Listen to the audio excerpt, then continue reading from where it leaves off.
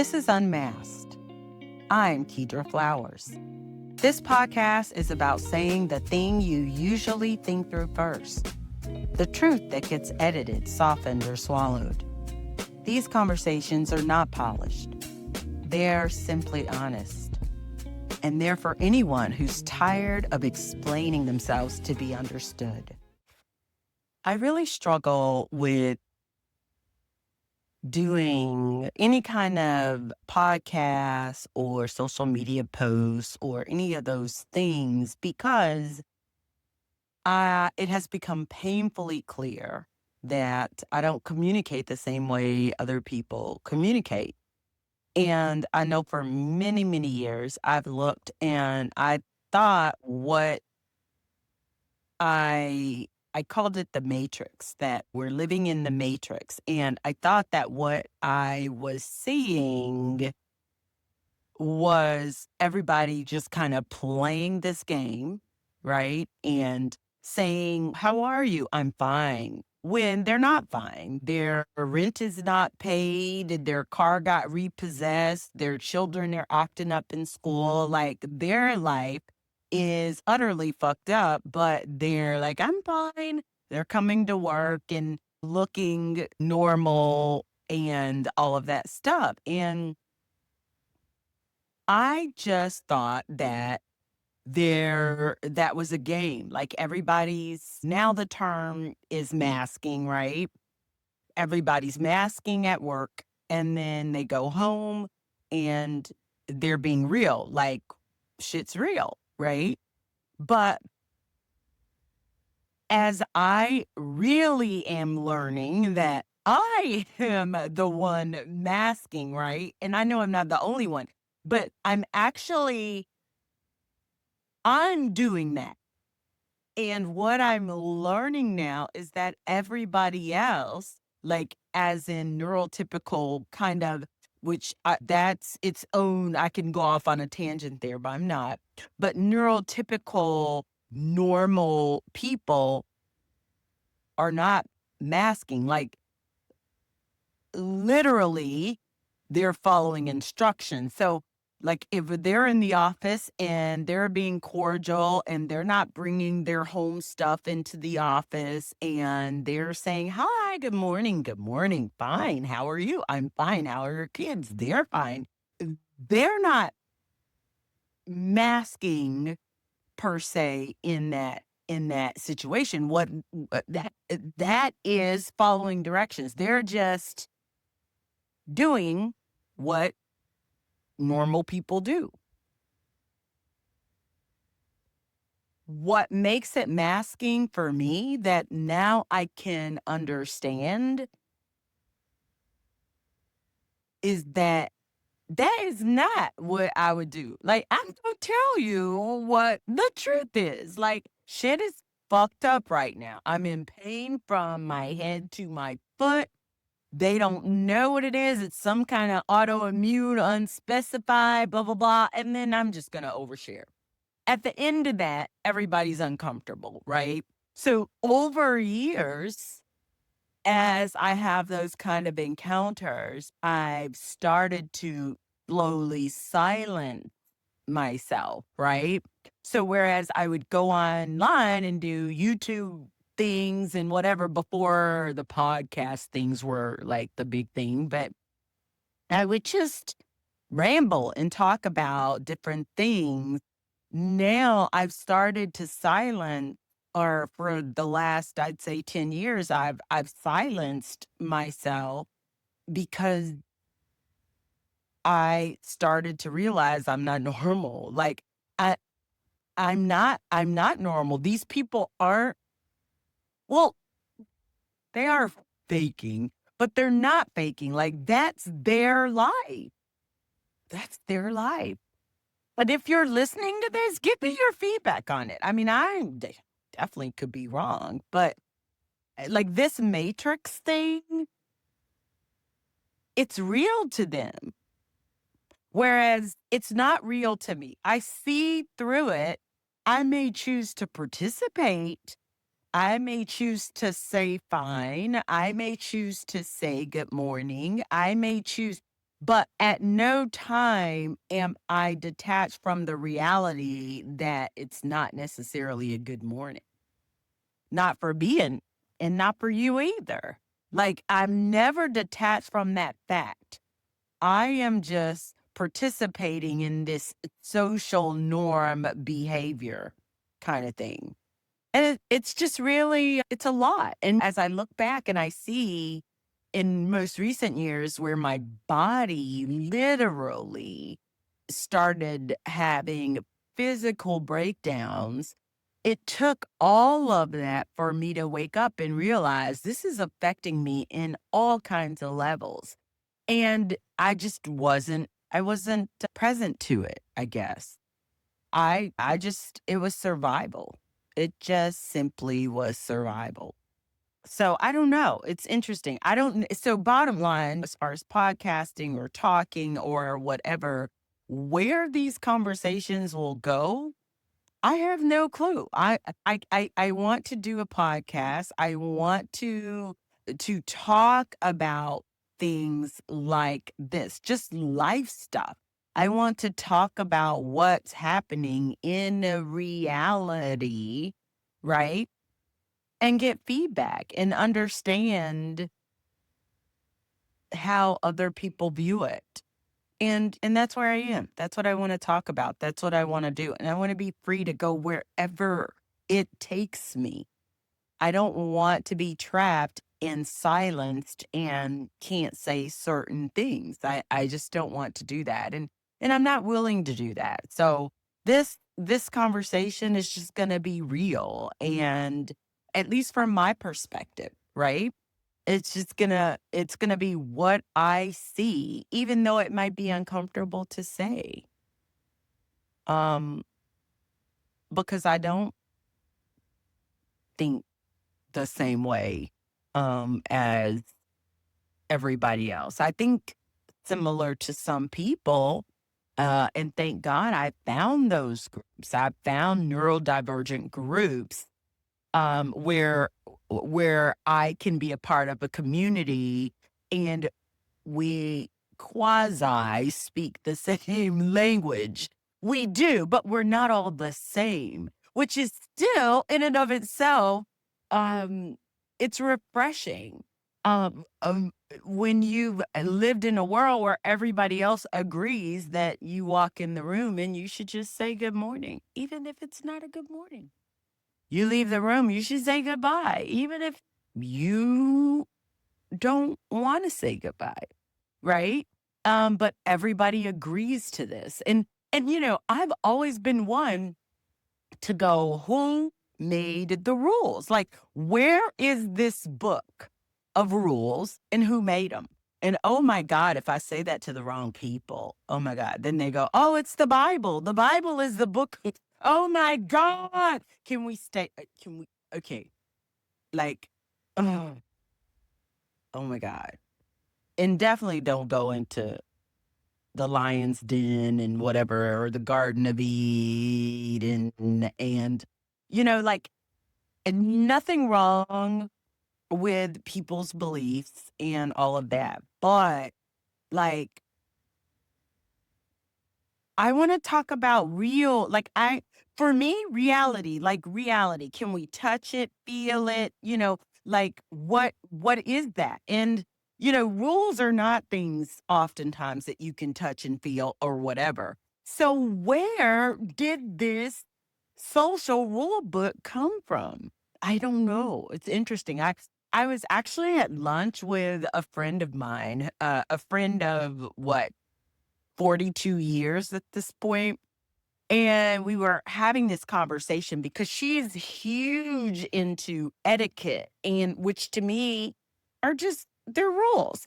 And so it's been funny because for her, etiquette is what she does, it's who she is, it's how it fits. And I have none. Zero. Like, I actually am anti-etiquette. Maybe that'll be the name of this podcast because I can't decide what the name of the podcast should be, but maybe it should be anti-etiquette. Maybe that's the podcast. Like, what the fuck? Who came up with these rules? So anyway, we're having lunch. And we always have good conversations, but our conversations go sometimes into that domain I was just talking about, where it goes into we're like talking about everyday life situations. And then all of a sudden she goes to heaven and she starts quoting the parables or something like that. And I'm like, oh my God, stay here with me. Right. But in this conversation, she actually, um, I don't know how the subject came up, but the subject of etiquette came up and rules. And I was like, well, I don't have them. I don't have them. And I never, so she has these etiquette events and she teaches and she has conferences. And in 42 years, maybe, and I don't really remember, I have to be honest, I might have attended one something, maybe. I think so, though. I think I went to one thing, in 42 years, and I've never done it because I don't believe in it. It's like, okay, this is this fake, like somebody just made this shit up as a reason to exclude other people, and that etiquette, sororities, fraternities, church. I can go down a list of things that I think these organizations in general are created to exclude other people. So it's like, I don't know. It's the way my brain thinks. Now, typical people, normal people might think, no, they're created. And now I can see it this way. Let me just say, my whole life I wasn't typical, but um, normal people might think they're created as an inclusive, like minded individuals come together. But what happens, at least from my view with the normal people, is they have these organizations and then those organizations speak against people who are not part of that. They're not the in clique. They're not this. So, I go to the Baptist church and it's a smaller church, which I don't, but when I did, um, and they speak against the mega churches, right? And then you have the Kojic church that speaks against the Baptist church. And like, so really, it's no different than a gang that says we're going to wear blue and kill everybody in red. And then the red gangs killing everybody in blue. And you see like all of those same dynamics. And so I started seeing that as this human dynamic. Back to etiquette. You got to stay with me because we are dealing with a neurodivergent brain. And so I will go but if you stay with me, you'll get it. Okay, so back to etiquette. So, um, she explained to me, so I explained to her what I saw etiquette as, which I just kind of went and diverted there, but just this made up rule, very much like religion and all the other stuff. Just made up shit to exclude people, right? And so, um, which that because if you're listening to this and you felt a little repulsion based on that last comment about religion, it's more than likely that you've collapsed religion and God, the creator, as opposed to seeing them as two separate entities. So let me just say that. So, and then I digress. Let me go back. So I explained to her that I saw etiquette as that, right? And she said, really? So that's how you see it. I'm like, yeah. And then she proceeds to explain to me that actually what etiquette is, it is a set of rules of behavior that neurotypicals, normal society type people um follow, and it is a way to well, here we go, exclude, but that's not what she said. It is a way to identify a certain class of people or a class of behavior.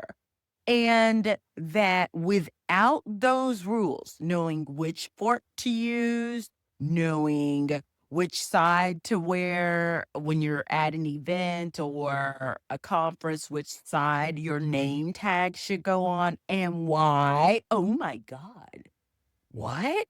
She explained that to me that it should go on the left side because when you shake, it most people are right-handed, and when you shake, you're able to see the name tag on the, left side versus when you shake right-handed. And what's interesting is I'm actually doing this as I'm saying it. It's so funny. And this is an audio recording, but I'm actually acting it out. So I'm doing the right hand shake and seeing that my forearm is actually covering my right breast, which would mean that that tag, if it were on the right side, would be covered. So they can't see your name. So really interesting. So she showed or explained that to me, or things about putting your arm on the table or things like that. It is a quick way to exclude you from this level of society, this access to whether it's to wealth or prestige or quickly identify people who don't belong in this exclusive club or in at this exclusive event. Or in this level of the boardroom when you're talking about business and executive groups and teams, which is really interesting. And so I never knew that. I mean, I didn't know that. It's still at its core is what I'm saying. But what happened there? Because here's the thing about neurodivergent.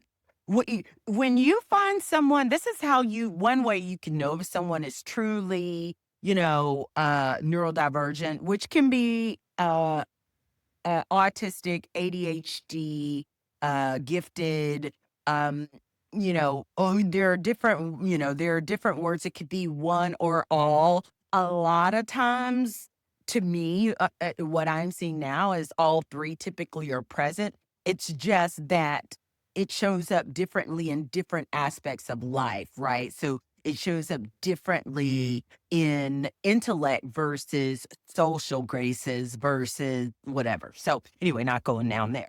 But one thing that when she explained that to me, I realized that a lot of things in my life where I didn't fit, like corporate America, like Arthur Anderson, public accounting, it was torture.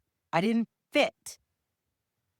Had I had that education, because what I've done my entire life is study people. If there's nothing that I have a PhD in, it is people and human behavior. I see what people do and I somewhat mirror it to fit in with what is normal because I see these people doing this. I need to fit in the matrix, right? It's miserable for me, but I do it. It's stressful for me, but I do it. I had to. It's survival. It's how I feed my family, right? So anyway, with that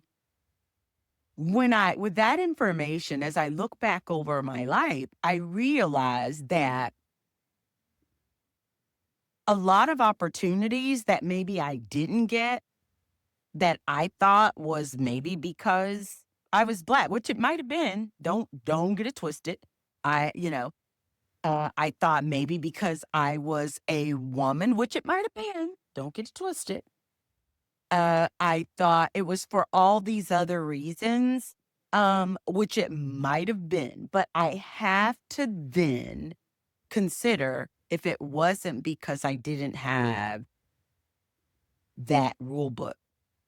Like maybe that was the rule book. that now, mind you, you know,